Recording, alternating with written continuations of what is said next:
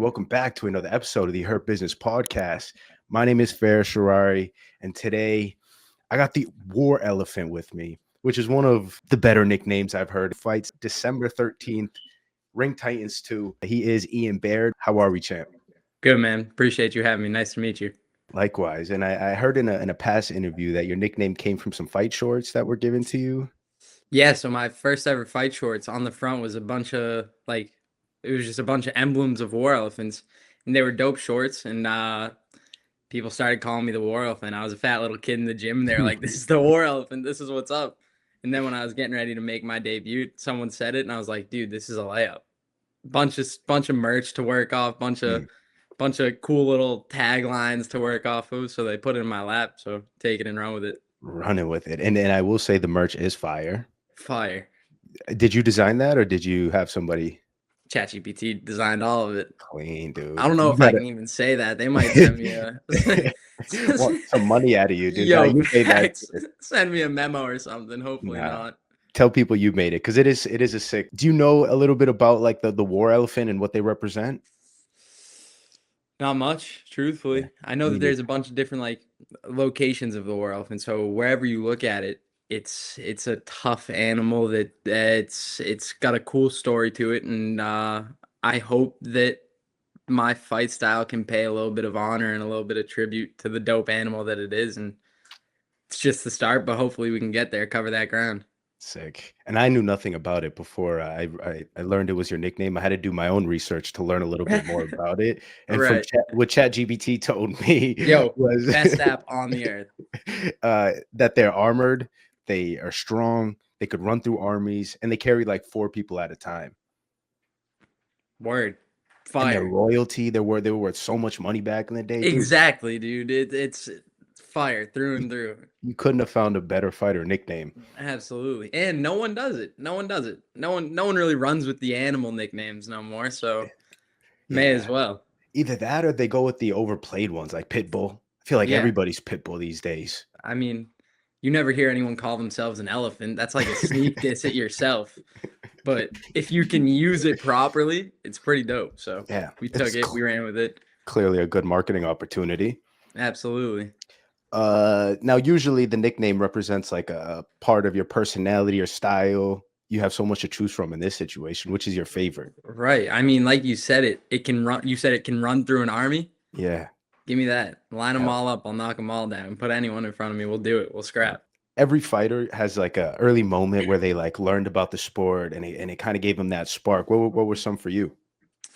So growing up, my siblings were fighters. I mean, Peter was in Cage Titans 1. Maxwell, my brother, he also fought at Cage Titans. My brother Christian had one amateur fight, called it quits after he got beat up. So I grew up around the sport. I started training here and there, but never really fell in love with it until I was 17 years old. I was a bigger kid playing sports in high school. I was about 235 pounds, and I fell in love with the sport, started losing weight, and it kind of just gave me that drive and that passion and something that I really loved, and gave me an opportunity to express myself in ways that I'm not really able to express myself through words. So it was a cool outlet to express myself, and that's all it is, man. I fell in love with the sport. I'd like to say I'm half decent at it, and now I get to go out there and test myself against some of the best talent around. So it's awesome, man. Having older brothers who were fighters, was that tough? Were you getting beat up a lot as a youngin? Sucked, dude. Everyone's like, damn, it's so cool your brothers were fighters. I'm like, no, it's not, dude. I got my ass whooped at Thanksgiving, Christmas, every holiday you can think of. I was getting my ass whooped from 4 years old to when I was till now. Peter's still whooping my ass every other goddamn holiday. Got to do it, though. Got to take it. We take it on the chin. We keep moving forward. You guys don't do birthday punches, I'm hoping. No, thank God, dude. I mean, they used to. Used to, but now that we don't live with each other anymore, I'm thankful to say I can escape that a little bit. Fair. You were a 235-pound young bull? Yeah, bro, I was a big dog. I'm gonna have to send you some pictures after this. I was a big boy. Hell for yeah. sure. That's sick, bro. What inspired the weight loss? Honestly, like it just wasn't like comfortable being that way. Like all my friends are kids who are in shape, and I'm like the sluggish one of the group. That shit hurt. That shit sucked. So being able to find something that I could kind of like actually enjoy. And it kind of, when I really committed to it, the weight just started falling off. So stuck with it. And I got down to like 180 pounds and I was like, damn, like this shit really works. And I was like, okay, I'm getting kind of decent. Let's fight. I can make 55. Let's do it. Did you play any other sports growing up? Yeah, man, I played lacrosse all growing up. The Ah, plan was cool. always like go to college, play lacrosse, graduate college, get like an office job, some sort of job. Mhm. Got to senior year of high school, told my mom not going to college, I'm gonna fight, and she took it for what it is, dude. She has gone through with all my other siblings, so Yeah. she's super supportive of it. She acts like she hates it. She's my biggest fan though. I do hear you shout your mom out a lot. How much All the has her time. support meant for you? I mean, growing up, she was my rock, bro. She was there through all of it. My mom's the GOAT. All the credit to her. Everything came from her. My personality, my confidence, my everything, my drive. Like she grinded growing up. She was always working 65, 70-hour weeks. And I kind of just, I owe it to her. I owe it to myself, but I owe it to her to kind of put my all into something. And this is a passion that, for good or bad, she supports. And I'm happy to kind of pay a homage to the work ethic that she instilled in me. And yeah, man, like I said, all the credit to her. She raised, I'm one of 11, so she raised Wow. 10 kids at one point, not 11 kids at one point. Like that's work ethic right there. Like I seriously, I owe it to her to kind of find something like this that I can kind of put my all into and try to at least be half the human she is, and I'll be happy. Mhm. That's love, bro. That's Respect. Are my you? seriously, bro. That's my dog. That's my Yeah. dog. Hell yeah. Are you the youngest of the 11 siblings? Yeah, yeah. I'm Oh the youngest of wow. 11, Wow. So you're her baby, her pride and bro. joy. You're probably She everything to her. forces that. She forces that. She's gonna see this and text me and be like, "Ha ha ha, baby, this is so funny." Like every single person that I see outside of like the fight game knows me as baby because my mom, growing up like that, that's Oh, dude. all I was baby, baby Ian, baby. This sucks, but it's also like that's my mom. That's I right. like I love her to death. So whatever hand she deals me, I'll take it, and Mm. we'll make do with it. Respect, man. There's nothing. You only got one mom in this world, bro. And I love to hear that you have such a strong relationship with her. So shout out, mom, if you are Absolutely. listening. Shout out, mom. We love you, mom. Hell yeah. 11. That's real work and that is Bro, just that's numbers right huge there. respect. Yeah. I used to tell my buddies that whoever has more than 5 kids, trophies. Like Trophies. More than that, bro. trophies, Belts. government should take care of them. Like they deserve, Seriously. yeah, they deserve And way with that more. being said, bro, she works 70-hour weeks. Like Nuts. that is work ethic multiplied. So, like I said, I aspire to be half the human she is, and this isn't necessarily bringing me to that, but we'll get there Yeah. eventually.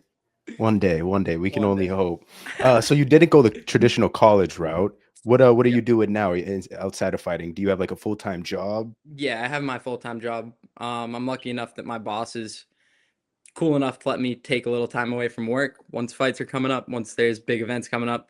Um, I work for a watch company called Forstner. He probably won't see this, but Gordon, if you do, thank you so much. We appreciate it. Shout out you, Gordon. Facts. And he's just cool enough to let me, when the time comes, take the little breaks to dedicate myself to the sport and give myself the work I deserve and I'm gonna need come December 13th. So shout out to Mm. him.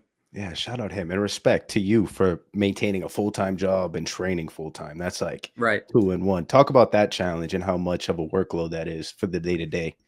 I mean, it's hard, man, but like I said, I had people before me, my siblings, my mom, my dad, who worked like this. So it was kind of something that I always saw growing up. And I feel like because of that, in my own head, if I'm not moving all the time, like if I'm not working, training, doing something, I feel like I'm being sluggish and I'm falling behind. So I take it as a blessing. That work ethic that comes with this is probably my favorite thing about myself. So I'll toot my mom's horn. I'll toot my siblings' horns. Like this is all the credit to them, and I'm thankful to be able to do it, no matter the challenges, how hard it may be. It's all worth it at the end of the day. So you get into a gym and what was your first gym that you got into? So when Peter was in the UFC during his UFC stint, he spent a lot of time at Lozon's and split time at City Odd Tong down in Somerville. So I would go to Lozon's every here and there. This was right before quarantine. I'd go to City Odd Tong. Quarantine hit, me and Peter would train in his garage. That's like the first time I found myself enjoying it, really enjoying it. The weight started to come off, so I kind of started to see the benefit from it. Um, got away from the sport a little bit during high school just because, like I said, I was playing lacrosse, so I was really trying to focus on that because the plan was to go to college and play lacrosse. But once I started to realize that I didn't really want to go the typical college route, I found myself back at Lozon's under Jay Perrin, Madhouse MMA. Shout out to him too, and he's been like a big brother to me since I got there, and I'm lucky enough to have him in my corner to this day. Nice. So you train at Lozon's, which is traditionally a MMA slash jujitsu gym, but you're Right. fighting Muay Thai. Right. Yeah. I mean, you can watch all my siblings fight before me. Like, we're not ground guys. We're not. We're not. And I tell Peter this too. I'm like, dude, give me a couple years and I'll probably be able to beat you up on the ground, even though I haven't really started grappling yet. But we are, at the end of the days, we're dogs. We'll sit in the center, we'll scrap. But hopefully, December 13th, we're going to keep that dog in the cage a little bit, be able to be a little more technical, put on a more precise performance for the people.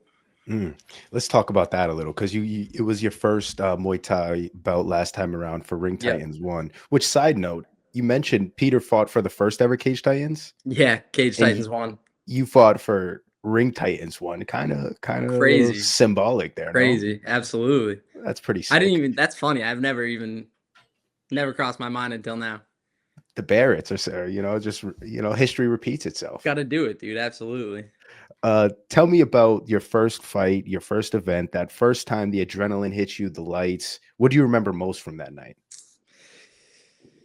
You said it right there, man. That adrenaline was something that I have never even like been relatively close to. It was the most surreal high of my life, and I hate to admit it, I fell in love with it though. The second I got in there, got the little shakes out, got hit a couple times, felt my feet back underneath me, and I was like, all right, we're here. We're gonna do this. And you guys saw it. I enjoyed myself bell to bell. That shit was the most fun I've ever had in my life. And told my mom I was gonna take a little bit of a break, come back 9 months, 10 months. 2 months later, here we are. We got to fight next week. So I can't wait to repeat that feeling. On the night, did you say I'm gonna get back in here as soon as possible, even though I'm telling mom I'm gonna take some Oh, time dude, off? absolutely. I was like, Mom, no, no, no. I'm not fighting. I'm not fighting.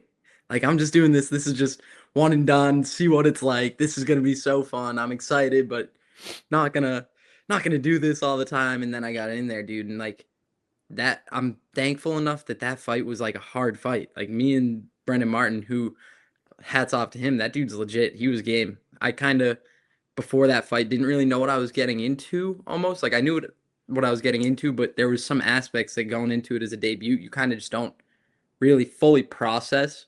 Mm. So I was definitely overlooking Brendan a little bit, and I'm thankful that he was like a real game opponent my first time out, and I was forced to like adapt and make changes on the fly that a lot of debutants don't have the privilege of making their first time out. So I just feel like because of that, this next fight, I'm going to be tenfold. I'm going to be able to go out there, adjust on the fly. Like, I'm going to smoke this kid, dude. I'm pumped. I'm Mm. pumped. I'm pumped. This, of course, is a big one. People are titling this. I see on Instagram as the people's main event. Yep. Second fight against a fellow undefeated fighter. Are you preparing for this one differently than a guy who has been defeated, but also had 4 fights, which was 4 times the amount of fights you had going into your last one? Right. So like going into that first one, the one thing that I didn't let myself overlook was the fact that this kid had been in there for 27 minutes and I had never stepped foot in a ring or a cage. So I was preparing to get in there and like get beat up a little bit. I was ready to get in there and fortunately or unfortunately it be a little bit of a war. But going out this next time against someone who's been in the cage the exact amount of time as me and neither of us have been in the ring, it's kind of a clean slate. So I instead of focusing so much on that, I was focusing on like the cardio aspect of it, being on my P's and Q's, not leaving any stones unturned in like the development of my game from last fight to this fight. And I think that come December 13th, you guys will see that. I think that you guys are going to see a far more calculated version of me. My cardio is 10 times better. My hands, my kicks, my clinch, like everything's tenfold compared to this first fight. And it's all thanks to the camp, the corner that I have, everyone around me pushing me and kind of keeping me to my game, keep me on my P's and Q's. And I'm just excited to perform, man. You talk about your corner. You have a pretty star-studded corner. Bro, certified crazy corner. I love talking about this corner. They're all fucking lunatics. What was the craziest piece of advice any one of those three's ever given you? Oh, dude. I mean, all of them have said like really game stuff to me. All of three of them have said like some absolutely crazy shit to me. I don't know if I can even like pinpoint anything they've said to me. It's just like it's cool to have three different personalities in my corner that kind of are the same personalities, just coming from like different perspectives. So I think because of that, I'm able to like see different facets of the game, and I'm excited to implement that. But I don't even know. I don't know if I can put like a key phrase that they've given me. I don't know. I bet you training with those guys must be just endless entertainment. Bro, it's mayhem. It's mayhem. I can imagine. It keeps it enjoyable, bro. At the end of the day, this shit is all for fun.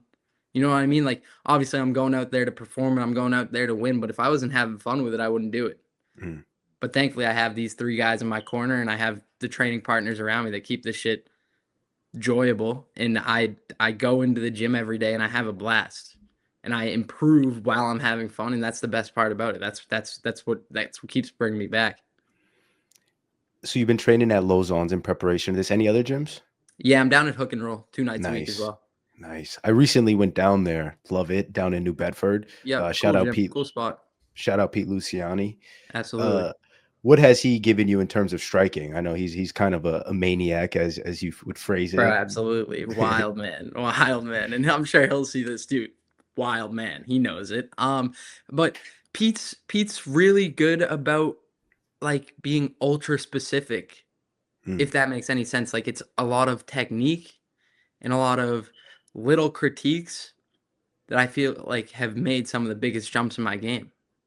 And with that being said, like going back to Lozon's, a lot of it's more like fight dynamic, if that makes any sense. It's like high altitude, high pace, high pace. Yeah, that's the best word for it, probably high pace. So having, like I said, those different cornermen and different angles of the game, I feel like when the time comes and I'm able to put that all together, it's gonna be a cool sight to see. And I just need to perform. That's on me.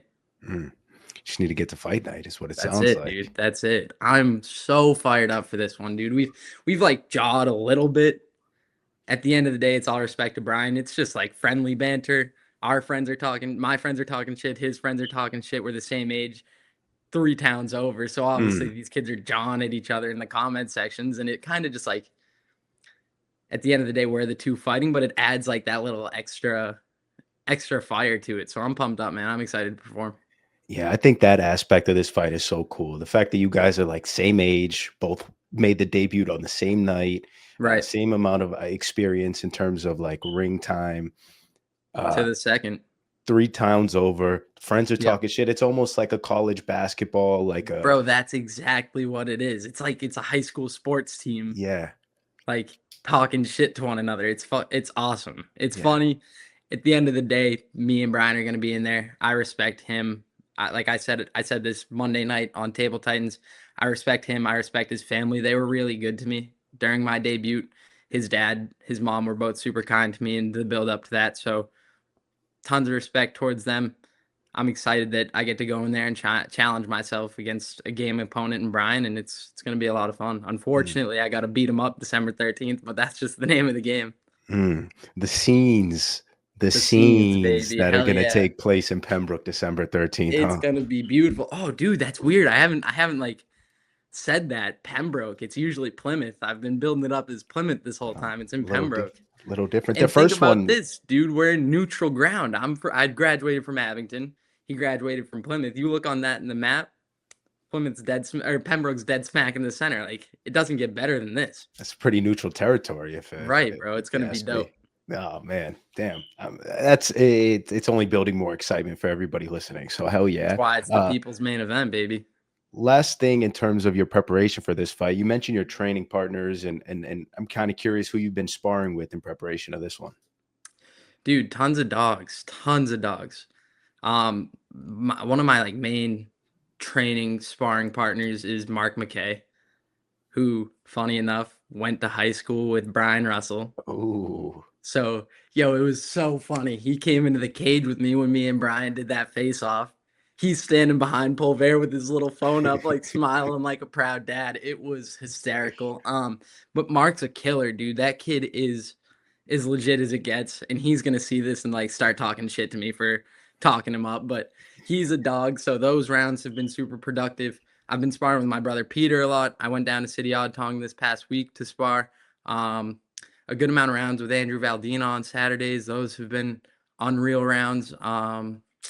Lozon's room on Saturdays have been improving vastly, and it's cool to be able to use that experience. And like I said, put that on display December 13th. A couple more of my teammates, Malik, Ryan Nelson, are both fighting December 13th. I've gotten a decent amount of rounds with both of them. Went down to Hard Knocks in Everett. A bunch of different looks. It's cool to get looks from a bunch of local guys and kind of try to mash all those performances a little bit together and put on a true display December 13th. now the year 2025 for you has to be memorable. It has to be a year you'll never forget. You made Sure. a fighting debut. Now that we're coming towards the end, what are some moments that stand out most to you? Getting my hand raised, dude. We like, it was a scrap. It was a fun fight. You watch that fight back. It was action bell to bell. He hit me with a couple good shots. I hit him with a couple better shots. Thankfully, I got my hand raised. I was able to, honestly, like the memory that plays back the most in my head is hopping on that cage right after, which, looking back at it, I probably should have shook the kid's hand, shook his coach's hand before I did all that. But I was pumped up, man. The adrenaline, the lights. I was just excited. I was happy that I performed in front of my family and my friends, and training, man, all of it. It's all just a blessing. It's a blessing, and I'm thankful for it all, really. What are some goals heading into this new year in 2026? I've been saying it for a long time, man. I'm gonna get in that MMA cage. I gotta start grappling a little bit more, but as soon as I put on these small gloves, motherfuckers are gonna start to fall, man.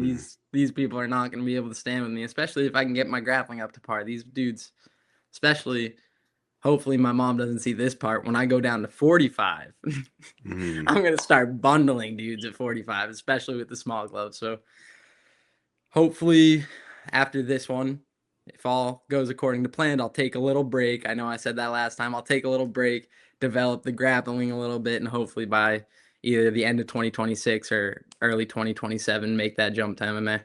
Nice. Especially with the corner you have, I feel like it's pretty equipped for grappling, striking. Right. I mean, it's like I said, it's three different angles of the game who all have like relatively similar perspectives almost, or views, or like values of the game, and it's cool to be able to see them come together in all different angles. And I'm lucky enough that I'm the fighter that gets to try to show what that corner has. And I'm thankful, like I said, for Jay Perrin, and I'm a true student of the Madhouse. I've been with him for 2-3 years now. So when I get into that MMA cage, my striking, truthfully, if you watch my fight back, it's made for MMA. Like I'm on my front foot. I'm heavy with my rear hand. I would be shooting takedowns probably if it weren't Muay Thai, but I'm pumped up, man. There's a lot of opportunity, and Cage Titans does a great job of letting fighters kind of like play that void between Ring Titans and Cage Titans, especially because of how well established Ring Titans is right now. So maybe another Muay Thai fight, 2 Muay Thai fights, but ultimately the goal is definitely MMA. Sick. MMA is the one, if you ask Bro, me. it is. Sweet. And I would start bundling dudes with these small gloves, dude. They would be falling. They would be falling quick. How challenging is making 55 for you right now? Easy. So 45 is not like a Yeah, dude. I didn't get in the sauna once last Mm. camp, and I weighed in morning of 52 and a half. Oh, darn. Okay. So like I could have made 45 that day Yeah. if I had spent the night before in the sauna and a little bit of time in the morning. And I don't think I would have been like all that beat up from it. I water loaded for this camp, but it wasn't, or that past camp, but it was like a fraction of what some of these other guys do. Yeah. So if I committed to that water load and I actually spent some time in the sauna, I definitely 45 is very well achievable for sure. Nice. Well, I look Like I'm forward to I'm 59 right now, 58 and a half. Like this cut's a few pounds. light. I can make that tonight if I needed to. Well, I definitely look forward to seeing the MMA debut one day. December 13th, Ian Barrett taking over Pembroke.